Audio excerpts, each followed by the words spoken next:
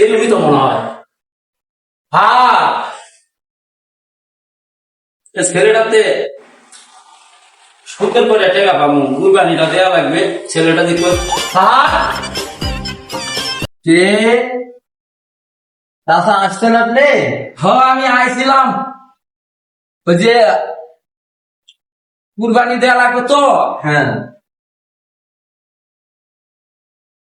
ওটা টাকা পাইতাম না আমি। হয় বড় সুদের টাকা পাইতেন আপনি? না, সুদের টাকা বলো না তো, শরম লাগে। গ্যাসের মাসের পরে টাকা পাইতাম না, হ্যাঁ হ্যাঁ, ওই টাকাটা দিলে আমার একটা উপকার হইতো। কুরবানি দেওয়া লাগবে না, তাই? কুরবানিটা দিব। ঠিক আছে, টাকাটা কি আছে?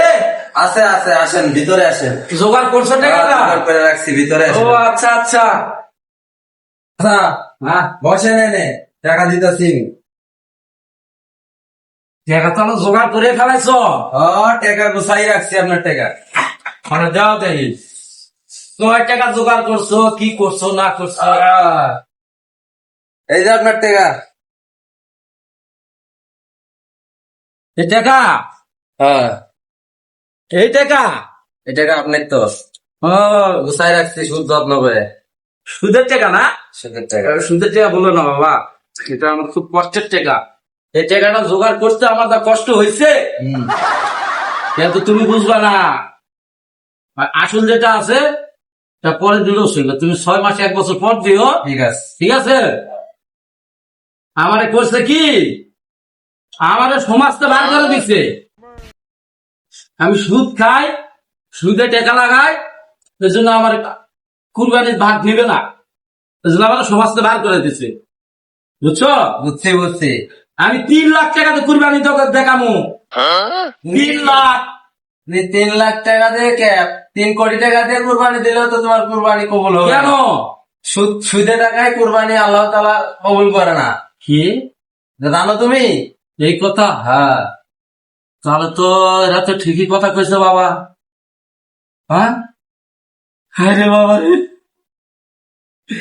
সমাজ তো ঠিকই কথা বলছে। মাসা বাবা, তোমার টাকা তুমি নাও, তোমার টাকা তুমি আমার নাও। কাছে মাফ চাই লাভ নেই। আমার পা ধরতে যাও, আল্লাহর তোমার কাছে- মা ঠিক আছে, মাফ ঠিক করে আছে। দাও। আল্লাহর কাছে মাফ চাই। আমারও মাফ করে দাও। আল্লাহর কাছে মাফ চাই। আমি সুদের টাকা কুরবানি দেবো। সুদের টাকায় কুরবানি হবে না, ঠিক তোমার আছে? টাকা তোমার কাছে, এই টাকা লাগবে না বাবা, তুমি আসলটা আমাদের দিও বাবা। ঠিক আছে। সমাজ আমারে, আল্লাহ আমারে তার তো মাফ করবে না। হ্যাঁ। সমাজ বঞ্চিত করতেছে না, আল্লাহ আল্লাহর কাছে মাফ চাই। আসতে টাকা পয়সা পরবর্তী জমায়ে তারপরে কুরবানি দিয়ে আপনি। আচ্ছা আচ্ছা, ঠিক আছে বাবা। হ্যাঁ, আল্লাহ তুমি আমাকে মাফ করে দিও আল্লাহ। এই সুদের টাকা কুরবানি দেব না আল্লাহ, তুমি মাফ করে দিও।